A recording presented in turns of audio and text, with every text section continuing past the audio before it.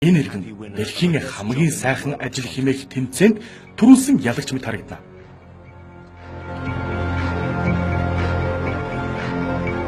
Олонний өмнө гарах бүртээ эцэг эхийнхэн зөвхөн тэрэнд зориулж босгосон эх орны ололт дэвшилтийг анх удаа үзэж байгаа юм шиг гайхан шагшина. Энэ улсад тэрэнд оролцохгүй зүйл гэж үгүй. Пекинян хотын шинэ барилгад зочлох. Умард Солонгосын залуу сэлэгчдийг авран хамгаалж, удахгүй тэрний дэглэмийн хүнсний дэлгүүрээр худалдаалах жигнэмийг амтлах, улсын фермд дахианы дэгдэхээ хэр өсөж байгааг шалгах, улсынхаа өсчмийн салоонуудад зөвлөгөө өгөх гэх мэт. Их ажлын дараач тэрэнд нийслэл хотынхоо хүүхдийн паркын шинэ тоглоомонд суух цаг гарна. Энэ хүүгийн гайхмаар аимшигтай дүрс бичлэгүүд нь энэ залуу эрийн талаар мэдээлэл олж авах цор ганц их сурвалж. Цөмийн зэвсэг атгсан ир. Ким Жон Ун ярилцлага өгдөггүй учраас тэрнийг хамгийн сайн мэддэг хүмүүстэй уулзаж энэ хүний тухай тодорхой ойлголттой болохыг хүссэн юм.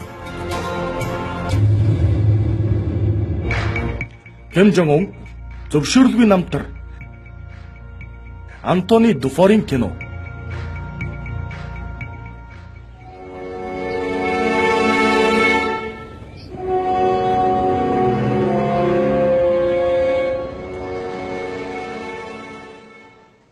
Бидний аялал Альфи нурууны зүрх Швейцарын холбооны улсын нийслэл Берн хотоос эхэллээ. Хэлийн чандад амьдардаг умард Солонгосын иргэд энд хамгийн олноороо оршин суудаг юм. Энэ хачирхалтай хүмүүс эрен сурвалжлах сэтгүүлчдийн олон улсын консорциумын анхаарлыг татжээ.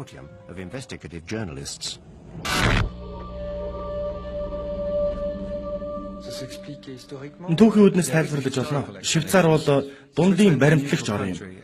Женев дэх нэгдсэн үндэсний байгууллага тэргүүтээ бусад олон улсын байгууллагын гишүүн. Хойд солонгосчууд Швейцартай эртнээс холбоотой байсан. Амьдралын чанар хүний хувийн нууцыг хүндэлдэг учраас алдартай олон хүн үр хүүхэдтэй боловсрол эзэмшүүлэх гэж Швейцар руу явуулсан байдаг. Тийм ч учраас Ким Жон Ил хүүхдүүдээ Швейцарт сургасан байхаа гэж бодож байна. Kim Jong-il a placé ses enfants en Suisse. Швейцарын албан бичгүүдийг судлах зурд ноён Пак гэгч гарч иржээ. 1992 онд умард Солонгосын элчин сайдын яам энэ хүнд виз олгохыг хүссэн байна. Визийн мэдүүлэгт Чол, Хун, Ми Ян гэсэн 3 хүүхдийн нэр хавсрагжээ. Нэрнүүд нь дистаралтай, төрсөн өдрүүд нь адилхан байгаа юм. Үнэн дээр ноён Пакийн хүүхдүүд умард Солонгосын дарангуулагч Ким Жон Илийнх байлаа. Би хүүхдүүд энд ирснийг тэдний жинхэнэ нэр хэн болохыг мэдсэн. Швейцарын албаныхан энийг тогтоогоогүй бүр давуу тал гэж үзсэн шүү. Яагаад? Тэр оронтой холбоотой байх гэж. Тухайн үед дэлхийн бусад бүх улсаас холбоогоо тасалсан байсан юм.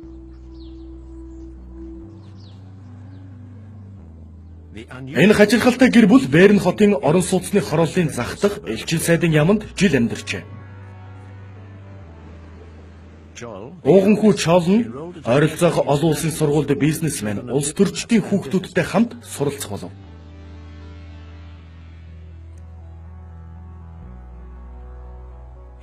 Тэрний дүү Хун хотынхоо төрийн сургуульд элсжээ. Ангийнхантайгаа германаар ярьдаг байсан. Хүндхэн хэдэн сарын дараа Хун сургуульдаа хэдэн найзтай болж чадсан бөгөөд сургуульдаа дассан байна.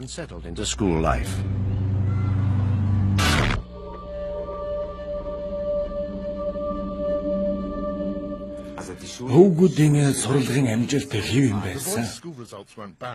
Заримдаа дундхан, ихэнхдээ сайн. Тэр хүү спортуудыг сонирхолтой. Нэн ялангуяа сагсан бөмбөгт илүү их дуртай байсан. Тоглоомондоо хорхойсон бас сайн ч тоглодог байсан.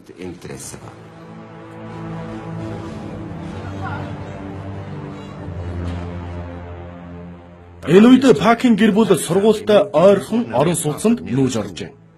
Зочид хүлээж авдаггүй байсан. Хотын үл хөдлөх хөрөнгийн биержээс авсан эдгээр зурагт дундаж амьдралтай энгийн гэр бүлийн сууц байсан. Энд амьдрах нь хүүхдүүдэд найз нөхөдтэй байж, энгийн сайхан амьдрах боломж олгож байлаа. Тэдний сургууль дэх хэдэнтэй Швейцарын ардчлалын тухай хичээл оржээ. Тийм ээ, тэр найзуудтай болсон. Заримдаа найзуудаа гэртээ урьж Game Boy тоглодог байсан. Бас бид Ким Жон Ун хөршийнхөө хүүхдүүдтэй зөвхөн ангийнхантайгаа биш, орой бүр сагсан бөмбөг тоглодог байсныг мэднэ. Тэр бас үеийнхээ бүх хүүхдийн адилаар л хөөрхөн ааштай байсан л да. Voilà, comme tous les enfants de cet âge-là. Бидэнд байгаа Пак Хуны зураг Ким Жон Уны зургуудаас эрс ялгаатай байгаа юм. Хүүхэд насаа Швейцарт өнгөрүүлсэн хүү мөн гэдгийг нь яаж батлах вэ? Энэ салбарын мэрэгжилтнүүд хоёр зургийг харьцуулжээ. Нүүрэн дэх зай, чих, шүдийг нь харахад ямар ч эргэлзээ төрөхгүй. Түүнчлэн Швейцарын нууц албаныханд өөр нэг баталгаа байгаа юм. Умар Солонгосын иргэн Ху Ёнхи гэх эмэгтэй. Швейцарт үе хувийн онгоцоор ирдэг байжээ. Швейцарын тагнуулынхан энэ эмэгтэйг үнэтэй металл нууцаар оруулж ирдэг гэж сэжиглэж байсан юм. Гэтэл бодит үннээс хол таамаг байжээ. Тэр ирэхээр ихэнхдээ 2, 3, ихтэй 4 сар болдог байсан. Бас тэдэнтэй хамтдаа нэг байшин амьдарч байсан юм. Бас тэр Европын орнуудын нийслэл хотуудад очиж дэлгүүр хийдэг байсан. Гэр бүлийн том цуглалд, уулзалт болдог тухайч надад мэдээлэл ирсэн л дээ. Нэг удаа эднийх зочид буудлын бүхэл бүтэн жигүүрийг түрээслэж гэр бүлээрээ амарч байсан юм. 90-ад оны үед Ким Чон Ирийн хувийн амьдралыг улсын нууцад тооцдог байлаа. Хинч тэрний 3 эхнэр, 4 хүүхдийн тухай мэддэггүй байсан. Тэрний эрүүл мэнд муудаж эхлэхэд Умар Солонгосын дараагийн удирдагч хинбэ гэдэгт хөршүүд нь зовниж эхэллээ. Ким Чон Ир гэнэт алга болвол юу болох вэ? Гэвч Кимийн гэр бүл залхамжлагчийн тухай эртнээс тэдний дунд яригдж байсан. Солонгосын уламжлал ёсоор ууган хүү Ким Жон нам эцгээ заламжлах нь тодорхой байна. Учир нь Ким Чин ирж эцгээсээ ирэх мэдлийг өвлөж авсан билээ. Харамсалтай нь Ким Жон нам олон алдаа дутагдaltaан дээр Токиод хуурамч паспорттай явж байхдаа баривчлагдж байжээ. Тэр гэр бүлийнхэнтэйгээ Диснейленд орохоор явж байсан. Швейцарт боловсрол эзэмшсэн 2 дахь хүү Ким Жон Чолыгоо эцэг нь хэтэрхий зөөлөн эмэгтэйлэг гэж үздэг байсан. Ким Чон Ун бол хамгийн баг хүү төдийгүй Ким Чин Ирийн хамгийн хайртай Ко Ёнхигийн төрүүлсэн хүү юм. Ко Ёнхи хүүдээ төрийн жолоо туулахад их нөлөөлсөн. Ууган хүү Ким Жон нам улсдаа өндөр албан тушаал хашдаг. Өгөгдөл боловсруулах улсын төвчөний дарга байсан. Бүх харилцаа холбоогоор мэрэгчсэн. Ким Чон Ун төрийн эрхийг авахд Жон нам эвгүй байдалд орж улсдаа амьдрах аргагүй болж байсан.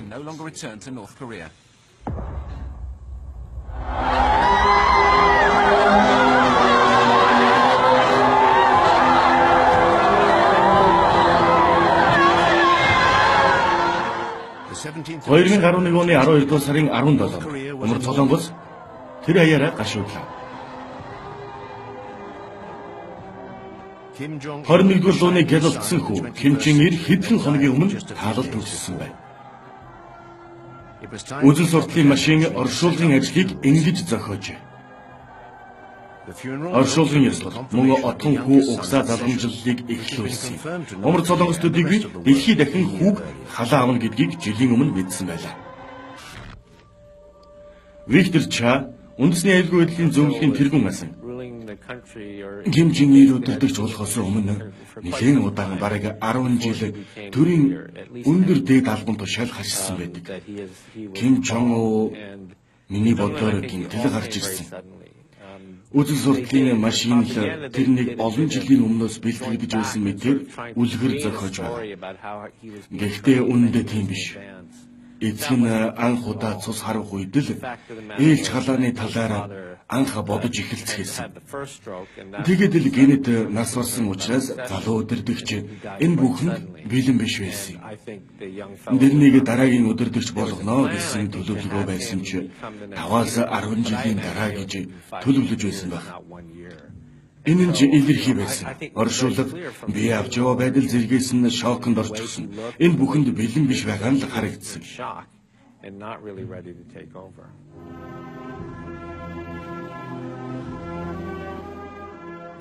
Ким Жонг Уны асуудал аль хэдийн эхэлсэн байлаа.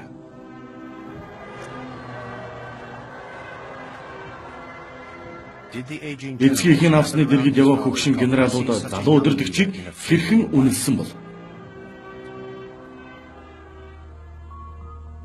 Тэрний өвөө Ким Ил Сен дэлхийн дайны үеэр Японыг эсэргүүцсэн партизануудын армийг удирдах төрийн эрхийг гартаа авсан.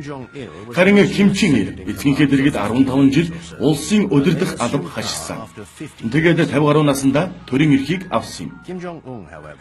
Харин Ким Жонг Ун ямар ч туршлагагүй ямар ч нэр хүндгүй байлаа. Тиймээс төрийн эрхэнд байгаа гэдгийг мэдрүүлэхийн тулд тэрээр араатан мэд устгал эхлүүлсэн билээ. Энэ дэглэмийг бүхэл өдөн шинэ үе удирдах учиртай.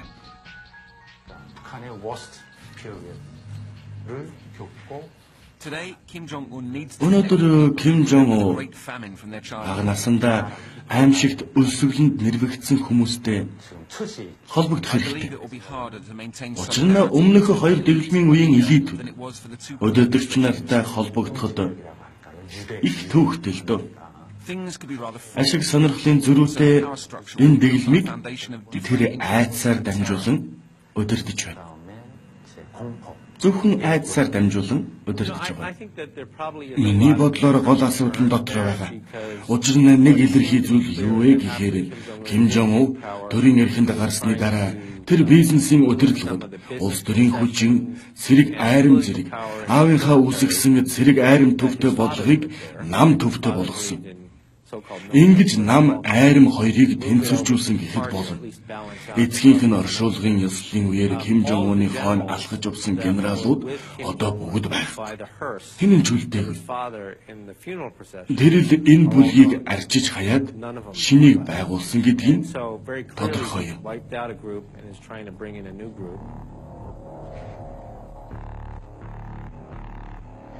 Энэ устгалын хамгийн ихний хохирогч нь оршуулгын үеэр яг ард нь явж байлаа. Авгах Жан Сон Тэк Ким Чен Ирийн дүүтэй гэрэлжээ. 1970-ад оноос гэрлэлтээр Кимийн гэр бүлийн нэг болсон. Энэ эрхэм төрийн төвд байсан. Тэрний ах нар нь хүчрхэг генералууд байсан төдийгүй тэр өөрөө ч зэвсэгт хүчин эдийн засгийн өндөр дээд алба хашж байлаа. Ким Чен Ирийн биеийн байдал ноцтой болж ирэхэд тэрнийг залгамжлагч болж болох хүмүүсийн жигсаалтад оруулсан байсан юм. Дарангуулагчийн баг хүүгийн дээд төрийн эрхийг гартаа аваад 2 жил болсны дараа авгахыгаа холдуулахар шийджээ. Тэрнийг хамгийн дотны хамаатнуудын хамт цаазлав. Бидний хувьд Жан Сон Тэк хүчтэй хүн байсан. Би хамт ажиллаж байсан. Тэр хөгжилтэй хамт ажиллагсадаа сайн ханддаг. Биднийг халамжилж, шаргуу ажилладаг байсан. Тэрнийг баривчилж удалгүй цаазалсан тухай мэдээ. Энэ улсыг судалдаг бидний хувьд яа харахгүй гинтих байсан. Хамгийн гинтих нь яагаад тэрнийг цаазалсан тухай бичгээр тайлбар хийсэн явдал байна. Өмнө нь умар Солонгост ийм юмыг маш чимээгүй хийдэг байсан. Машины усал өвчин зэргээр халахалж тайлбар өгдөг байсан. Ингэснээр умар Солонгосын эмзэг газрыг ил болгосон юм. Шүүх байгууллагаас Жан Сон Тэкийг төрийн эрхийг булааж авахыг завдсан гэж буруутгав. Өнгөрсөн үеийн төрийн аппаратыг өөрчлөх оролдлого гэж болно. Мөн тэрнийг эхнэртэй өмнөж бус нөхөр, авилагч, коммунист гэж буруутгасан юм. Мөн залуу охтод дуртай байсныг нь төрийн хэвлэлд нийтэлжээ.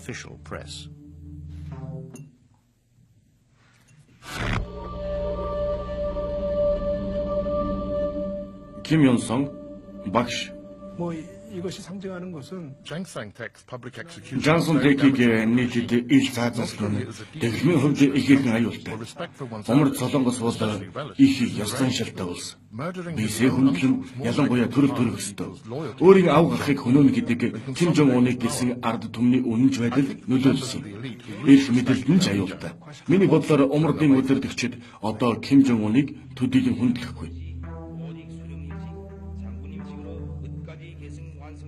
Өв залгамжлалаа амжилтад хүрэхийн тулд Ким Жон Un айдас хүйдэс ашиглаж дэглэмийнхээ хөгшин удирдагчдад нөлөөлөх болов.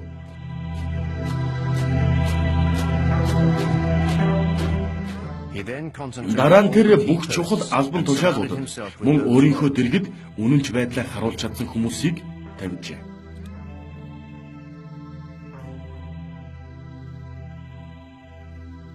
Хурандаа Дэвид Максвелл Америк Солонгосын цэргийн өвсдийн стратегийн удирдагч Вашингтон DC Америк нэгдсэн улс. Миний бодлоор Ким Жон Un бол удирдагч. Тэр хэн нэгний утсан хүүхэлтэй биш. Энэ тогтолцоо зөвхөн нэг хүний удирдлагад байхаар бүтээгдсэн. Тиймээс хүн бүр амьд үлдэхийн тулд тэрэнд үнж гэдгээ батлах ёстой болсон.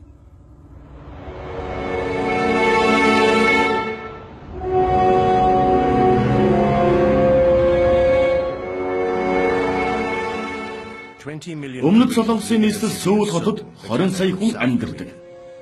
20 сая хүн Ким Жон Un шиг өөрийнхөө хүчээр амьдарч байна. Гэхдээ сайн харвал энэ хот жижигтэй дайнд бэлэг харагдав. Хотын армийнхан Сөүл хотыг бүх зүйлд бэлтгэжээ. Умардын талаас ямар нэг дайралт ирсэн тохиолдолд хотын доорх метроны буудал хоригдох байрлуулах.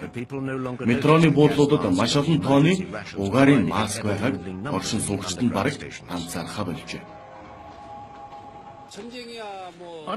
Би энэ дайнаас айхгүй. Цэргийн албаа хаачихсан. Харин цөмийн зэвсгэл миний санааг их зовоодог доо.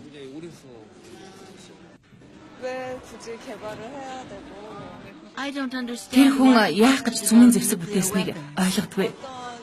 Биднийг сүрдүүлэх гэж үү? Эсвэл айлгах гэж үү? Бидэнтэй хамаагүй байхаар зөвхөн тэр хүн нэрээ дуусгах гэж л тэгсэн байх.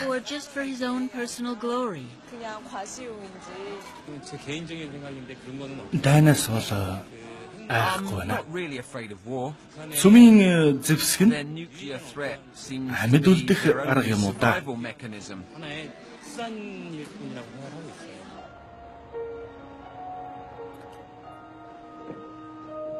Умард Солонгосын хил эндээс ердөө 30 км.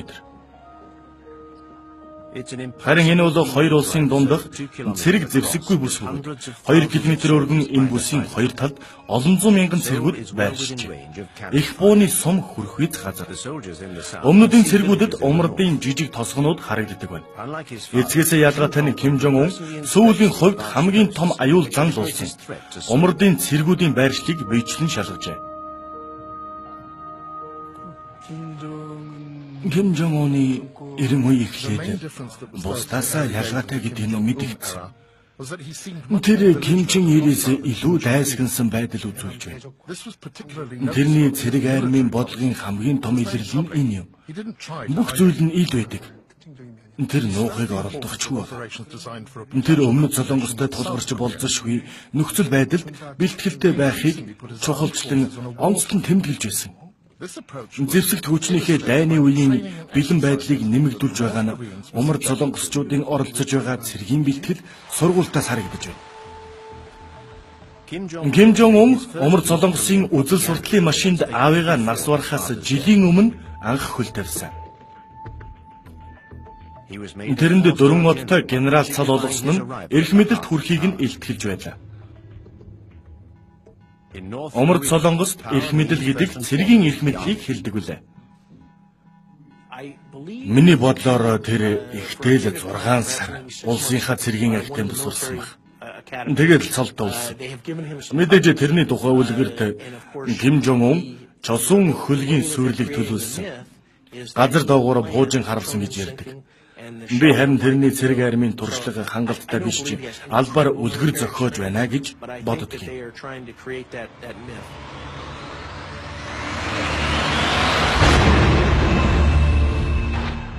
Тэрэнд 4-5 хушуутай генерал цол олгосон. Ард түмний ассамбле нь энийг шилжилт гэж тайлбарласан. Үзэл суртлын машин тэрнийг зэвсгийн мэрэгжилтэн гэж түгээдэг. Тэрнийг тойрсон шидэт үлгэрт мөн агуу дайчин, агуу цэргийн зүтгэлтэн гэдэг. Би юунд итгэж байна вэ гэхээр умардын арим ямар ч туршлагагүй залуухан хүд генерал цол өгсөнд дургүйцэж байгаа. Тэр улсын армийн дээд тушаалтан ямар ч туршлагагүй хүн байна. Тэр ямар ч туршлагагүй хүн юм.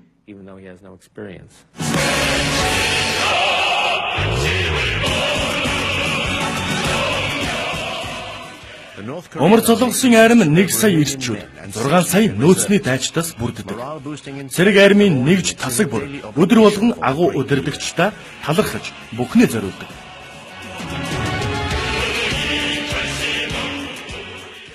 Армийн мянган танк олон зуун нисэх онгоцуудыг зөвлөлтийн үеийн Москвагаас өвлөн авчээ.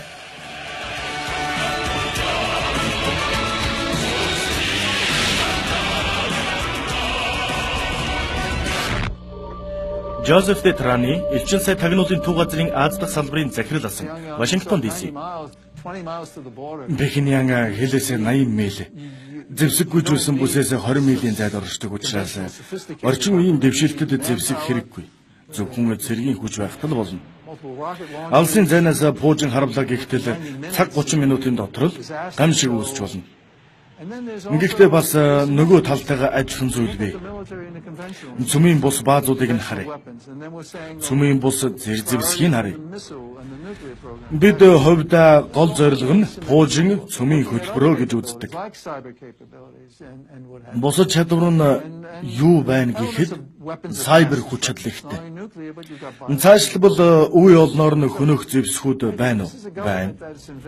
Цүмийн зэвсэг биш гэхэд биологийн зэвсэг, химийн зэвсгүүд. Миний бодлоор энэ салбартаа засгийн газар нь хэд их хөрөнгө оруулж, цүмийн бус салбар, цүмийн бус чадвараа сайжруулахад их хөрөнгө оруулсан байна.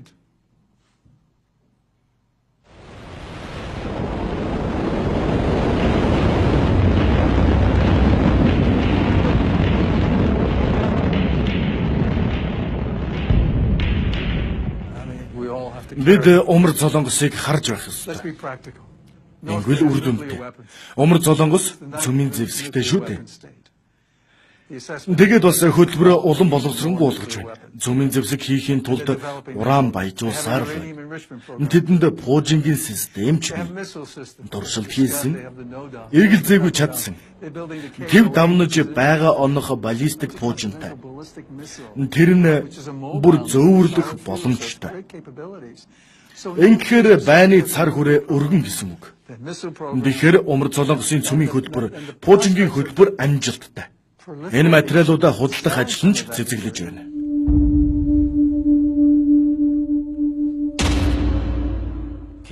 Ким Чен Ирийн цөмийн хөтөлбөр нь тэрний байгуулсан гавьяа байлаа. Харин тэрний хүн энэ хөтөлбөрийг үргэлжлүүлж, бүр хөгждгийг хурдсахаар шийджээ. Тэд зөвхөн дайснаа дарахад энийг ашиглахыг зориогүй. Цөмийн бөмбөгт умард солонгосчууд ухаангүй дурласан. Олон улсын дургүйцлийг үл харгалзан энэ төсөлд их хэмжээний хөрөнгө цутгасан юм. Пхеньяны хувьд цөмийн бөмбөг эзэмшин гэдэг энэ дэглэмийг цаашид оршин байх ганц арга гэж үзжээ.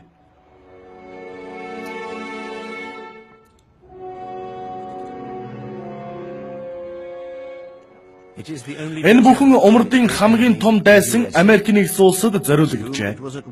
Хоёр тал 1950-ад онд дайны байдалтай байсан юм.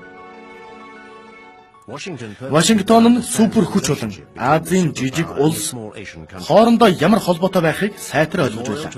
Солонгосын дайны дурсгалын хөшөөнө цагаан ордноос хэдхэн байшингийн зайтай байдаг билээ. 1953 онд гал зогсоосноос хойш Америкийн засгийн газар Солонгосын хямралыг ойроос ажиглаж иржээ. 30 мянган цэрэг өнөөдрийг хүртэл зэвсэггүйжүүлсэн бүсийн өмнө талд байршсаар байна. Хямралыг хэрхэн удирдах талаар бодлогыг тогтмол шинжлэн үнэлдэг байна. Энэ хүч чадлыг Пхеньян оршин тогтнолд нь занл хийж байгаа шууд аюул гэж үнэлжээ. Миний бодлоор тэд Чача яаж дууссан? Тэд Каддафи яаж дууссан? Саддам яаж үгүй болсон? Тэр бүх явдлаас имэж байгаа. Энэ бүх удирдагч нар цөмийн зэвсэггүй учраас ялагдаж Америкийн нэгдсэн улстай тохиролцоо хийсэн. Эсвэл Чачагийн жишээн дээр ард иргэд нь хяналтыг гартаа авсан. Тэд энэ шиг төгсгөх хүсэхгүй байгаа. Өмнөд Солонгосыг харахтаа тэд өмнөд чиг ирээдүг төсөөлж чаддаггүй. Ардчилсан өмнөдүүд өөрсдийнхөө ерөнхийлөгчийг барьж шоронд хордог. Тэд энийг төсөөлж чадахгүй.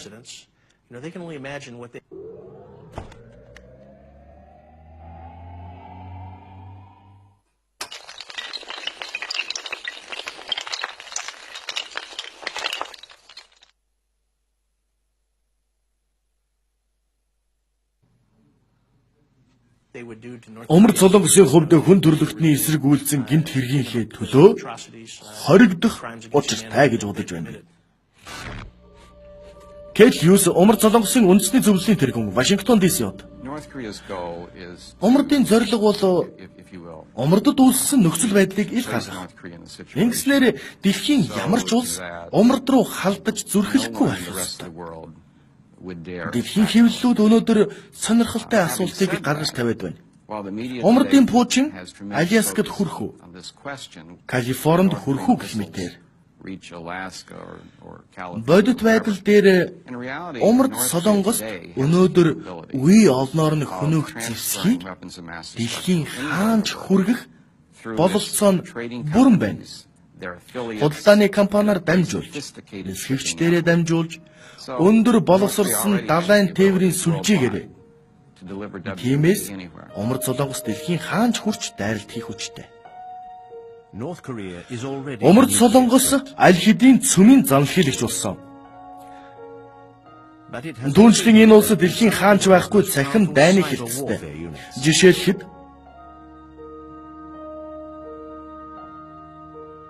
тэд өмнөд Солонгосын санхүүгийн байгууллага Ким Жон Уныг илгэлсэн инээдмийн кино хийсэн Америкийн кино студид цахим халдлага хийж байсан.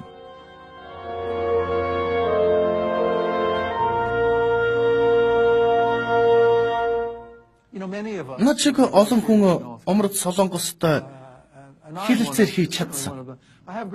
Би ч тэдний нэг. Би тэдний хүч чадлыг хүндэлдэг. Харин Умард Солонгосын асуудалд цаг хугацаа төдийлөн зарцуулаагүй хүмүүс наад улс чинь хүмүүсээ ч тэжээж чаддаггүй. Тэжээллэг хоолж байдаггүй. Эдийн засгийн хөгжил хэтэрхий бага. Нийтийн хангамж, түгээлтийн систем нь үр дүнгүй.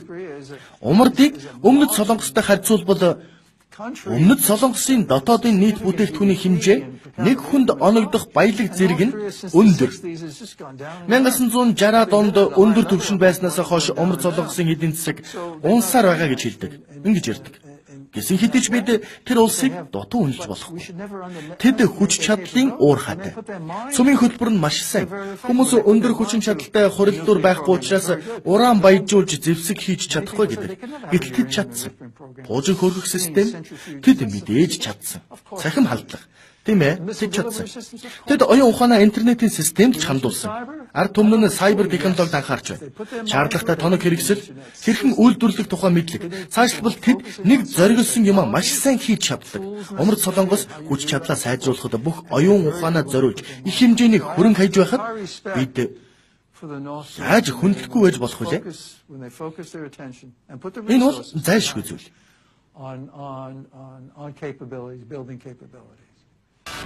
Роберт Карлин тагнуулын ажилтан Умардын цөмийн хөтөлбөрийн хэлэлцээрд Америкийн талаас оролцогч. Умард Солонгосын удирдагч бүр нэг зүйлийг ойлгодог байсан.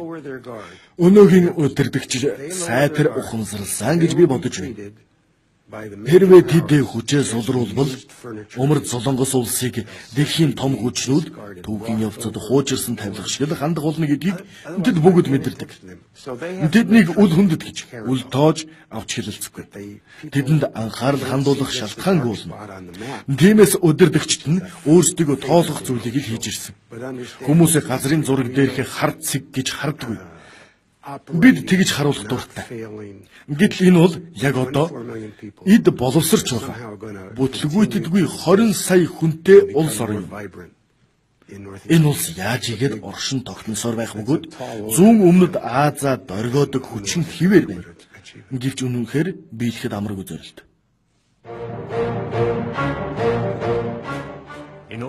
Төрийн жолоог гартаа атгсан хിവэр байхын тулд Ким Жон Ун дайны 2 төлөвлөгөө гаргажээ. Эдгээрийн нэг нь армийн өмнөх дайснууд бөгөөд тэдэнтэй хилмигдүүлэлтээр тэмцэв. Залуу удирдагч улс орныхоо ядуурлын тухай нуулгүй ярьж байна. Тэр ард түмний амьдралын стандартыг дээшлүүлэх хүртэл тайван унтахгүй гэж амлаж байлаа. Хүүхэд байхасаа л Ким Жон Ун аавынхаа хувийн Япон тоглогчтой ойр дотн байсан бөгөөд өнөөдөр амьдралын нөхөд болцгооч. Кенжи Фужимото Кимийн гэр бүлийн тоглогч. Япон тоглогч ирээдүйн дарангуулагчийн хамгийн цайлган бодлыг та бидэнтэй хуваалцсанаа. Нэг өдөр бид хоёр удаан ярилцсанаас өмнө 10-11 цагийн үед ярилцаж эхлээд дуусахдаа би цагаа хардлаа. Бараг өглөөний 5 цаг дуусаж байсан. Бид олон зүйлийн талаар ярилцсан. Тэр би Европод амьдарч үзсэн. Азад, Японд ч олон удаа очиж байсан. Дэлгүүрт ямар их хоол хүнс байдаг гэж. Таанч манай улсад тийм биш ээ гэж байсан. Энийг өөрчлөх хэрэгтэй. Дараа нь тэр миний бодлоор хятадын бодлогыг дагвал зөв. Би тэр үгийг нь сонсоод л энэ хүү улсынхаа эдийн засгийн суурийг өөрчилж, чөлөөлж, шинжлэх хүсэлтэй юм байна гэдгийг нь бүрэн ойлгосон да.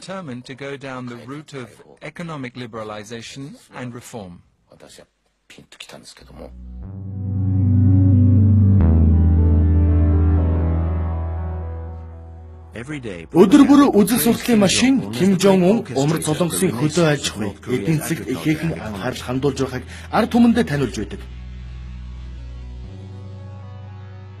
Эхэндээ үр дүн сайн байлаа. Ард түмний тоо хэмжээг үлэмж бууруулсан 90 оны өлсгөлөн дууссан мэт байлаа.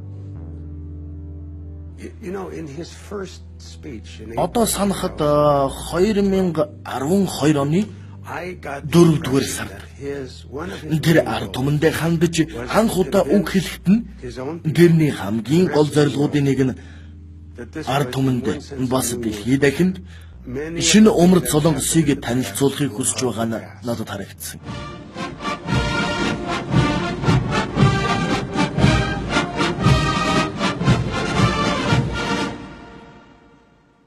Манай ардын арим бол улсын хамгийн том ураа болох ард түмэндээ туслах үүргийг гүйцэтгэх ёстой.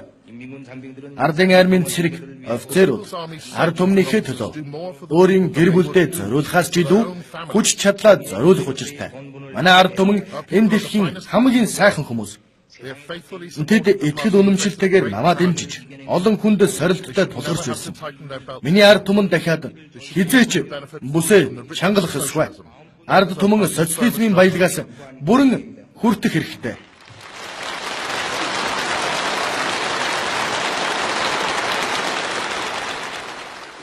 Тэр ирээдүйд анхаарч байна. Тэр өөрийнхөө хүсэж байгаа шиг умард солонгосыг байгуулахыг хүсэж байна. Тэр хүсэл нь мэдээж одоогийнхоос илүү хөгжил цэцгэлэлттэй хэдийгээр өмнөд солонгостой хизээч энэ зэрэгцэхгүй боловч өрсөлдөхүйц болгож хөл дээр нь босгох, бас дэлхийд дахинд үнэлэгдэх, хүлээн зөвшөөрөгдөхийн тулд хүчтэй аримтай байхад анхаарч байна. Пак Сун Хог дэслэгч умард солонгосын арим. Умард солонгосчууд өмнөх шиг аимшигтай өлсгөлөнгийн байдалд амьдрахаа болсон. Манай улсад өлсгөлөн арилсан. Бид одоо харьцангуй сайн амьдарч байна. Гэвч баян ядуугийн хоорондоо том ялгаа байсаар байна. Гэхдээ одоо өлсгөлөн байхгүй. Та бүхэн өлсөж өгч байгаа умардуудын хүмүүсийн хэн зургийг нь харсан л. Гэхдээ тэр бол 10-аас 20 жилийн өмнөх явдал шүү дээ. Одоо тийм биш. Яг одоо биднийг ингэж ярьж байхад умард солонгост гайхамшигтай өөрчлөлтүүд өрнөж байна. Ким Жон Ун олон тооны хүнд эх орноо орхиж авахыг зөвшөөрсөн. Тэд бизнесийн суур ухагтхууныг сурахаар явж байгаа. Олон улсын эдийн засгийг судлахаар, бас төвлөрсөн төлөвлөгөөтэй эдийн засгаас зах зээлийн эдийн засагт хэрхэн шилжихийг сурахаар. Ийм нөхцөл байдал үүсхийг зөвшөөрсөн гэдэг нь үнэхээр онцлогтой. Умар солонгосчууд одоо бизнесийн үндсийг судлахаар Сингапур руу явж байна шүү дээ. Умардынхан Хонконг руу явж байна. Вьетнамд очиж байна. Биднийг ингэж ярьж байхад Канадад умардын иргэд олон улсын эдийн засагт суралцахаар хөл тавьж байна. Энэний зэрэгцээ гадаадын хүмүүсийг нэвтрэхийг зөвшөөрч байна. Сингапурын иргэд солонгос нэвтэрч бизнесийн талаар хэлэлцэж байна. Энэ бол шинэ ертөнцийн шинэ өдөр.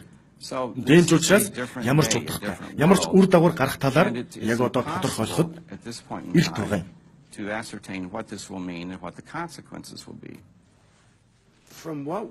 Бид Бэхэмянд умардын хөдөө нутагт амьдарч байгаа хүмүүсийн тухай юу мэдэх вэ гэхээр тэдэнд улсын баялаг зориулагдж байгаа. Хөгжил, орон сууцчлалт, дэдүүдэд хүнсний чанар сайжруулах гэсэн чиглэлээр хөдөө аж ахуйн бүс нутагт ургацын хэмжээг сайжруулах үс өөрчлөлт, шинжилэлтүүд хийгдэж байна. Яг одоогоор эдгээр өөрчлөлт том биш. Энэ шинжилгээг хэрэгжүүлэхэд оролцож байгаа умард солонгосчууд энэ бүхэн буцаад өөрчлөгднө гэж имэж байгаа юм. Учир нь энэ өөрчлөлтийг дээрээс бүрэн хүлээн зөвшөөрч дэмжээгүй байгаа. Гэхдээ эерэг сайн үр нөлөөг үзүүлж байна. Дэлхийн дайнаас хойш улс төрд төвлөрсөн эдийн засаг Хятадын Дэн Чаопинг улсынхаа эцгийн үүргийг гүйцэтгэсэн хэрнээ бизнес эдийн засгаа чөлөөсөн шиг. Гэхдээ Умар солонгосын ард түмнийхээ оюун бодлыг нууц байгууллагын хүчээр хянах явдал шинэ өндөр түвшинд хүрээд байна. Чөлөөт нээлттэй гэх энэ өөрчлөлтийг хичнээн хүн тэсч харах болоо. Гомгон уулын төсөл. Өмнөд Умардын нэгдсэн үйлдвэрлэлийн хот зэрэг жижиг төслүүдээр тэдэнд бэлэн мөнгө орж ирэх бол асуудал биш юм. Эдийн засгаа чөлөөлөхийн тулд чөлөөтэй нээлттэй солилцоо хийгдэх ёстой. Энгүүл энэ улс баян болох талтайч нөгөө талаар улс төрийн хяналтанд занл хийх юм. Азад ийм л байгаа. Эдийн засаг өсч эхлэхэд дундаж давхаргын гэр бүлүүд олон болж улс төрийн эрх чөлөө олгохыг шаардаж эхэлдэг. Бид энэ жишээг Тайванаас мөн өмнөд Солонгосоос ч гэсэн харж болно. Аз твийн түүхэнд ийм жишээ олон байна. Энэ бүхнээс умардынхан айж байгаа. Тийм болохоор л эдийн засгийн шинжилэл хийх талаар томоохон шийдвэрт хүрэхгүй байгаа юм. Залуу удирдагч Швейцарт суралцсан. Баруунд боловсрол эзэмшсэн хүн мөртлөө шүү дээ. Нөгөө талаар баруунд сурсан учраас хэтэрхий нээлттэй болвол ямар аюул дагаж ирэхийг сайн мэдэж байгаа.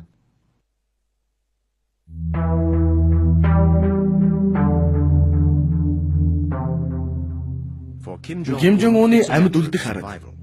Эцгийнх нь үед Умард солонгос олон жил өлсгөлөнд нэрвэгдсэн тул Умардын ард түмэнд улс орны ирээдүй гэрэлтэй гэсэн шинэ итгэл найдвар шаардлагатай болжээ. Залуугийн гадаад төрх өхөөрдөм царай зэрэг нь Ким Ир Сенийг дуурайжээ.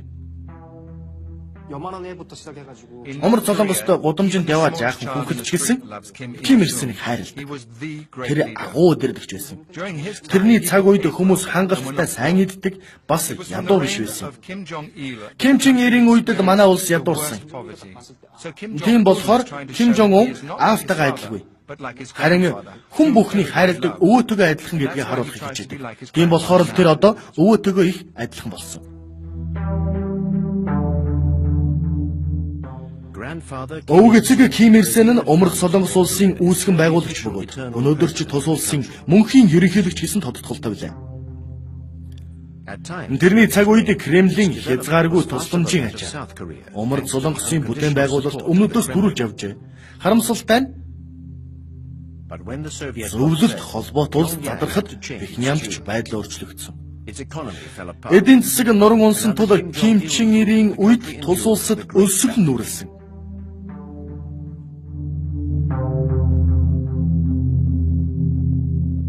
Уг эцгийнхээ имижийг дахин бүрдүүлснээр Ким Жон Ун алдраа дуурсгасан жилүүдийг үдээд байна.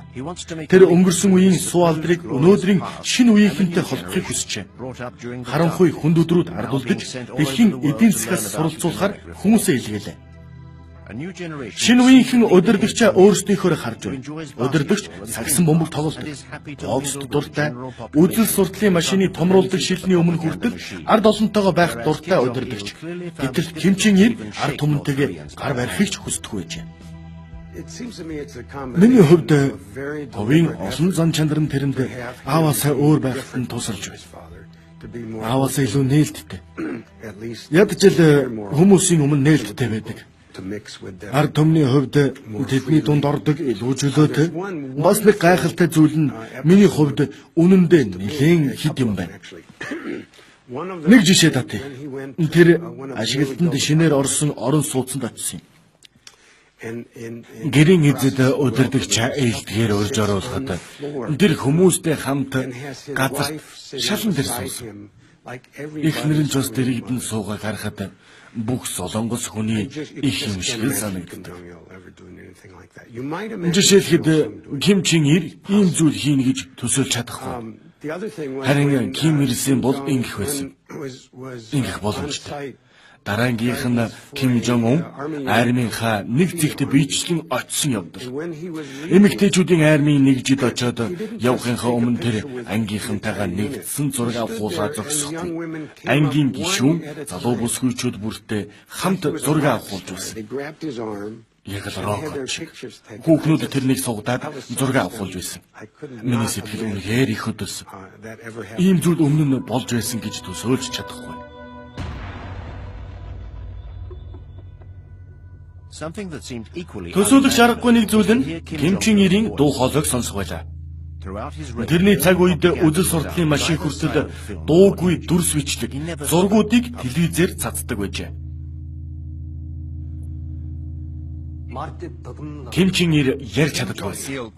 Олны өмнө хизээч ярьж байгаагүй. Би ганц л удаа тэрний хоолойг сонссон. Хаалганы цанаас сонсоход тэр өдөрдөх албан тушаалнуудтай хуралдаж байсан. Тэрний чих хатуу хэл ярианы бэрхшээлтэй байсан. Нөгөө талаараа Ким Жон Ун ярьж байдаг. Тэрнээс ч илүү тэр яг өвөө шиг ярьдаг. Бүр хоолойных нь өнгийг хүртэл дуурайдаг. Эхэндээ Ким Ир-сен дахин амиллаач гэсэн яриа гарсан. Гэхдээ энэ бол өвгийнхөө имижийг бүрдүүлэх нэг жүжиг.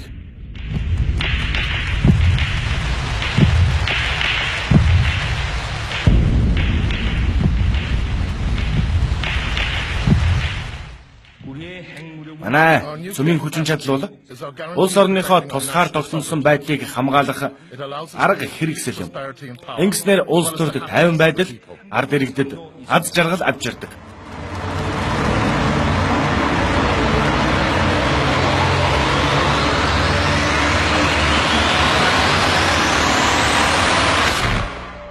Жанжинсон чөлөө Солонгос радион захирал. Энд үе хоорондын ялгаа гэсэн нэг том зүйл байна. Миний хувьд Ким Жон Ун, Ким Чен Ир нарын стил өөр. Ким Жон Ун гадаадад боловсрал эзэмшсэн учраас олон улсын шалгуур гэж юу байдгийг мэднэ. Тийм болохоор тэр их энгийн байдаг. Харин Ким Чен Ир ямар олон их нэртэй байлаа. Тэр гэр бүлээ нууж, ялангуяа хүүгүүдэд нууцлдаг байсан. Ким Жон Ун эцэгтэйгээ адилгүй. Тиймээс миний хувьд тэр ерөнхийлөгчийн хувьд энгийн даруу байхыг эрхэмлэж байгаа. Би ингэж бодож байна. So I think he's trying to demonstrate that he has a relatively normal presidential style.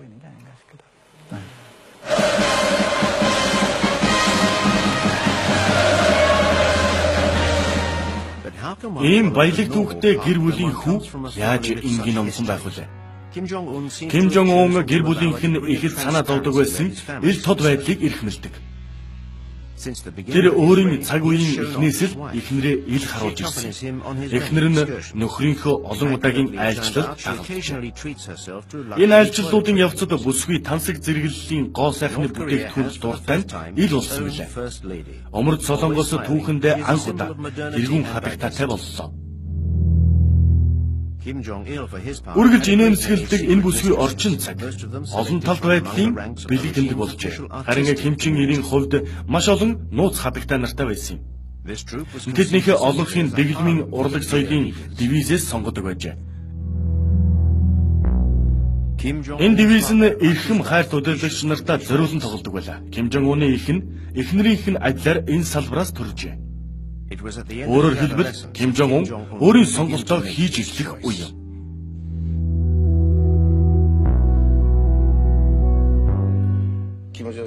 Ким Жон Уны охидтой зугаацхыг нь хэмжи хязээж хориглож байгаагүй.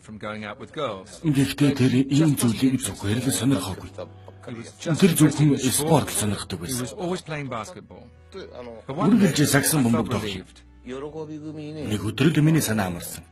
Баахан залуу охидыг хараад тэр намайг дуудсан. Бүжимото та энэ гүлгнүүдийг хараач гэсэн. Ингэж хэлхийг нь сонсоод бол миний сэтгэл амарсан. Тэгвэл би өөртөө тэр удирдах чадна. Бүх зүйл сайхан болно гэж хэлсэн.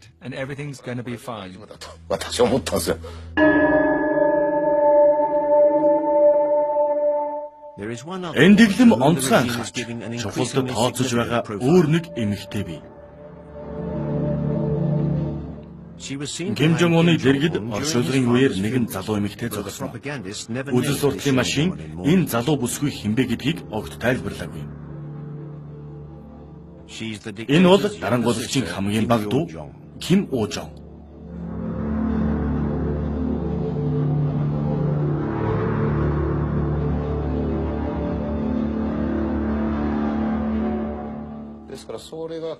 Тоглож байгаад л дүүгийнх нь жив хонцсон, хувцсан тайлбардан. Энэ бүхнийг ганц Ким Жон Ун олж хардаг байсан. Болгоомжтой гэж хэлээд байнга татаж өгнө. Тэр дүүдээ маш их хайртай байсан. Одоо ч гэсэн хайртай. Ким Чен ирж бас охин дүүдээ яг л адилхан хайртай байсан. Тэр яг л аавтайгаа адилхан тийм зүйлийг хийж байна гэж. So he's doing exactly what his father did, just the same.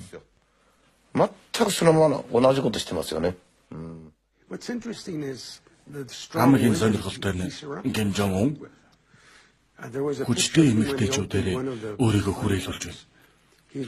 Хүүхдийн паркинг нээлтийн үеэр тэр эхнэрээ дагуулж ирсэн. Бас аав их чиг. Ким Чен Ирийн дүүг шүү дээ. Аавыгаа дуурайсан нэг зүйл нь хүчтэй эмэгтэйчүүдийг үнэлдэг. Нэг хоёроор л илүү баг. Тэгэхээр энэ бол патриарх систем биш. Тэр эмэгтэй хүнийг ч хүндэлж үгийн сонсдог. Ким Жон Ун дүүдээ төрийг залхамжлуулахаар бэлтгэж байгаа. Эрүүл мэндийн зэрэг ноцтой асуудал гарсан тохиолдолд 2014 оны сүүлээр залуу удирдагч хэдэн сарын турш алга болсон нь хөлийн шагаанда мэс засал хийлгэсэнтэй холбоотой байлаа. Хөл нь дагуулсан энэ үедээ ч тэр мэдээллийн хэрэгслийг ашиглаж өөрийнхөө тухайн мэдээллийг хаалтгүй өгч байна. Өмнөх амьд бурхтаас эрс ялгаатай тэрний тухайн мэдээлэл Солонгост өдөр тутамд гарч байна. Энэ бичлэгдэр сэргүүдэд тэрнийг хүрэлцэн ирсэн явдалд талархаж байгаа нь сорон зор татаж байгаа мэт харагдана.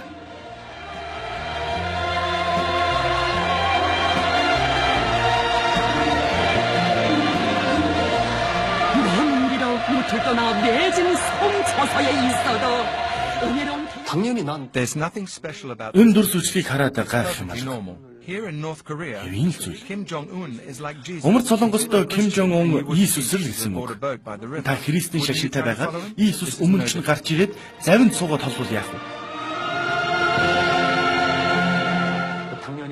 Та дагах гэж зүтгэхгүй гэж үү? Энэ тэрнээс өөрчлөж зүйл. Үнэн дээр энийг маш сайн төлөвлөсөн юм. Ард иргэддээ зочилдог агуу удирдагч.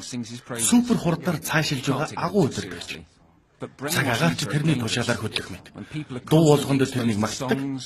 Тэр энэ бүхнийг сүртэй гэж хүлээж авдаг баг. Гэхдээ тарих угаана гэдэг аимшиг. Ард иргэд нь тэр дуу бичлэгүүдийг байнга үзнэ.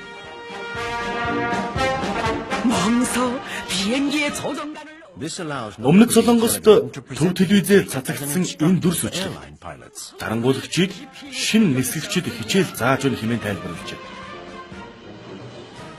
Энэ дүр зураг мэрэгжлийн хүмүүст хажирхалтай харагдаж болох ч дэглэмийн хувьд шид төлөвлөрүүдийнх нь нэг юм. Энэ бичлэгийг үзэж байхад надад нэг асуулт төрлөө. Энэ бичлэг жүжигийн аль хэсэг юм бол? Энэ маш сайн төлөвлөсөн жүжиг Ким Жон Уны үзэл сурталчилсан системд ямар үүрэгтэй вэ? Байнгын нэмсэлдэг олон түмэндээ хайртай хүнтэй гэрлэе гэж санав. Гэтэл та яаж өөрийнхөө хүмүүст ингэж хандваа? Та яаж өөрийнхөө авга ахыг хөнөөг гэсэн асуулт гарч ирнэ. Яаж ийм зүйл зэрэг орчих вэ? Гэтэл бид ийм зүйлийг яг одоо харж байна. Хүмүүс тэрнийг жүжиглдгүй л гин. Гэхдээ нэг талаар тэр бол сайхан сэтгэлтэй, сэтгэл татмаар өдөрдөгч. Нөгөө талаар тэр харгас буурангуй хүн.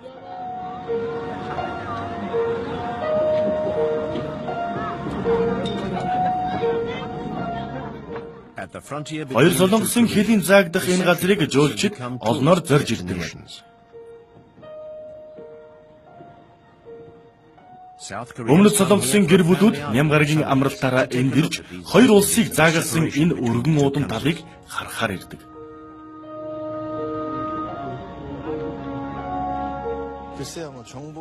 Мэдхгүй да. Хэвлэлээр гарч байгаагаас өөр Ким Жон Уны тухай бодиттой мэдээллийг олж авна гэдэг хэцүү зүйл л дээ. Гэхдээ энэ мэдээллүүдээс харахад тэр төрийн толгойд удаан суухгүй л болов.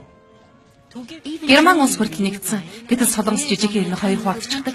Хэрвээ нэгдвэл чинээлэг сайхан амьдарч болно. Би нэг л өдөр нэгдсэн улс болно гэдэгт итгэдэг.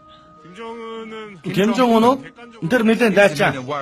Миний бодлоор тэр хитрхи залуу. Залуу учраас хитрхи төрөмгий байна. Залуу учраас тэр их аюултай.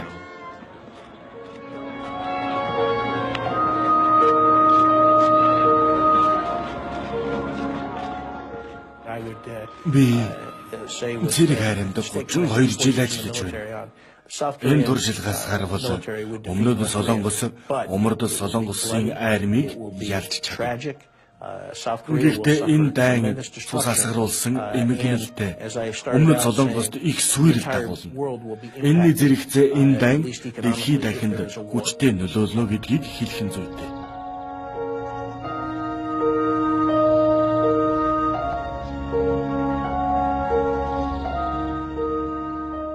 Хүйтэн дайныг заагалсан энэ хаалт нурах боломжтой юу?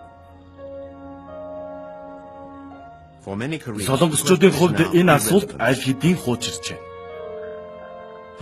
Нэгэн жарны турш салангад байсан учраас хүмүүс хоорондын гэр бүлийн холбоо харилцаа тасарчээ. Японд дах Кимийн гэр бүлийн шоу 60 жил үргэлжилж байна. Энэ савнгийн дүр Солонгосын хойгийн хувь заяаг шийдэх хүчтэй.